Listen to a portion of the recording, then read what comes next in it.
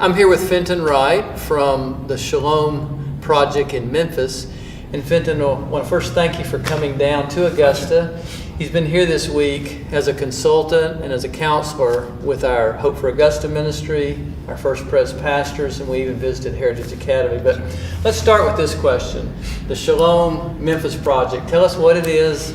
Tell us how it started. Okay, well, Shalom Memphis, or the Shalom Project of Memphis, is an effort to mobilize the local church and to leverage its resources in order to positively impact our greatest neighborhoods of need. We started some years ago with a study to take a look at the different aspects of our city, understanding what was taking place, and also, as I like to call it, help the church do its homework. From that study, we learned that there were a number of challenges that our city was faced with, but the entity or the agency that was best equipped and positioned to serve the needs of the community was the local neighborhood church. And so from that, we developed a strategy and a model that suggests a suburban resource church connect with a local neighborhood church and wrap other service providers and resource providers to that relationship in an effort to bring health and stability and peace to that neighborhood. Well, one thing that encouraged me about that was that before you started doing anything or before you made any assumptions, you started asking questions. Right.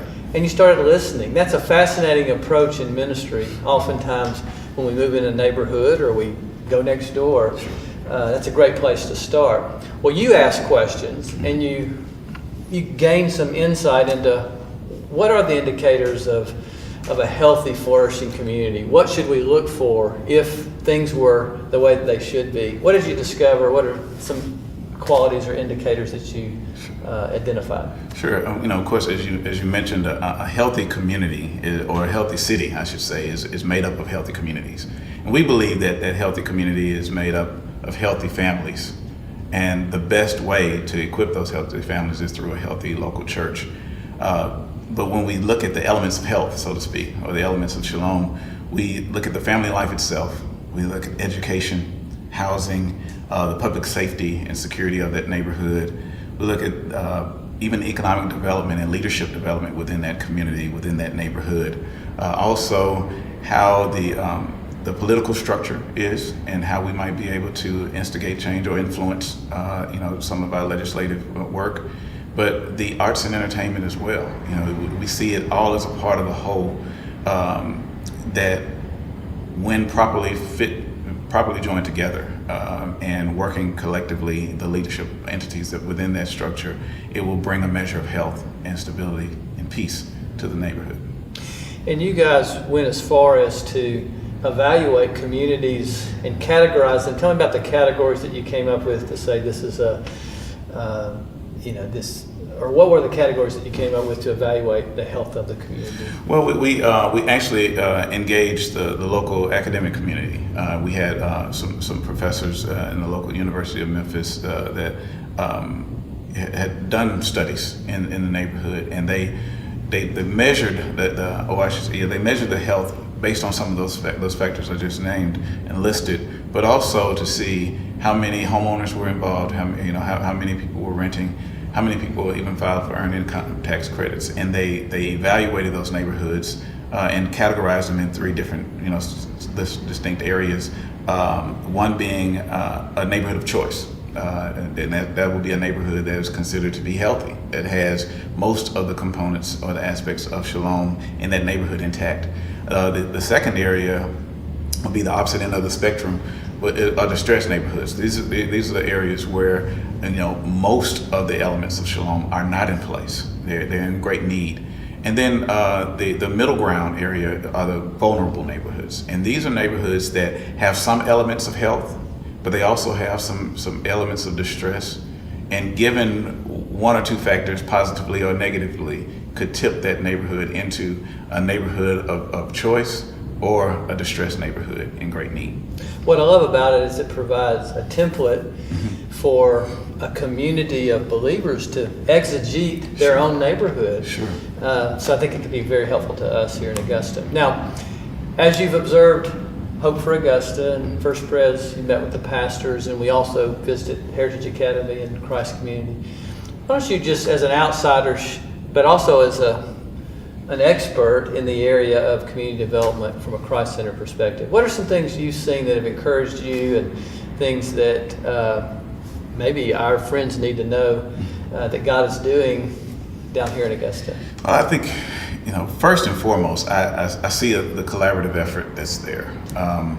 When we started years ago in Memphis, we were on the cusp of that collaborative spirit, if you will, moving throughout the city, where for one of the first times in recent history that I can recall, we had a number of community agencies, churches in particular, and other partners saying, hey, we need to work together, that the challenges that we're faced with are too great for any one of us or any one church or one agency to try to tackle alone. And I see elements of collaboration with Hope for Augusta, with First Pres, with even Heritage Academy, that you're engaging the community around you, and also not just the residents of the neighborhood, but also stakeholders, to say, hey, these are some things that we see are necessary for our community, but we're not trying to do it alone. And that gives me a great sense of hope. I mentioned earlier that we started with a study in the city of Memphis, and when you start to look at your city from a statistical standpoint, when you know that there are great challenges, when you even see some of the things that are reported in media about it, it gives you an opportunity to become quite, discouraged and disheartened about, the future, especially when you have a family that you're trying to, hopefully raise in this community.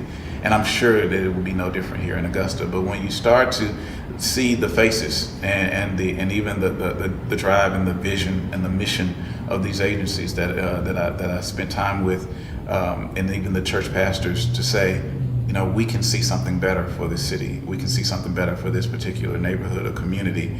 It just resonates with the message and with the hope that I experienced when I started to spend time with some of the leaders there in Memphis.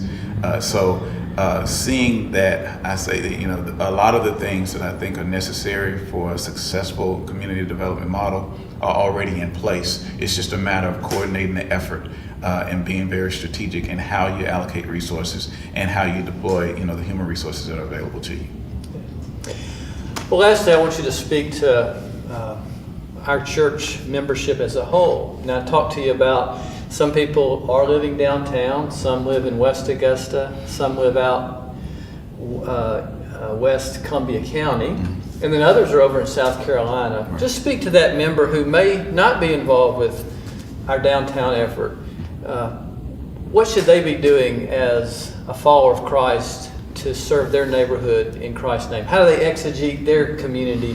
What advice would you give them? That's a great question. When we started the Shalom Project, we really, of course, the term Shalom came from the Hebrew word meaning peace. And in Jeremiah chapter 29, verse 7, God encourages the exiles to seek the peace of the city that they were in and to pray for it. And when they find the peace of that city, that they will find their own. So for anyone who's either, a bit on the periphery right now, or just a bit undecided, or have a sense of calling, but just don't know where to get planted and to get started, I would encourage them to pray earnestly, for God to give them a heart for certain things. And the caution there is that when we start to pray for something, God usually, makes us a part of the solution. And so I think that if they were to truly devote time to learn more about the community around them, and to search within themselves, to take that introspective look, to say, what am I most concerned about? What are my greatest fears even, about the future? And if I have small children, what do I want to leave for them as a legacy in the community around them? Or do I want them to go out and get educated and just find, a stable place elsewhere? Or do I want Augusta to be a place that, if they so choose, it would be one that I wouldn't mind them coming back to? And I think if they pray for the city in earnest in that way, God will begin to show them ways and opportunities that they can leverage their talents, their skills, and their areas of gifting in order to be effective in either the neighborhoods that they're around, if they're not in this immediate neighborhood where Hope for Augusta and some of the work is being done, or they might find where there's a fit in the mission and vision of Hope for Augusta and First Pres and maybe Heritage Academy and some of the other community stakeholders to say, I think that I might be able to place support there. So, it's an ongoing thing. I would ask them and encourage them to exercise patience, But as I have learned, I think that as you start to pray for a thing, God will show you your role in the solution to that question. Well, Fenton, thank you for coming down to Augusta for your new friendship, and look forward to our ongoing collaboration in maybe partner cities about how we can bring the peace of Christ to our neighbors. Looking forward to it as well. Thank you.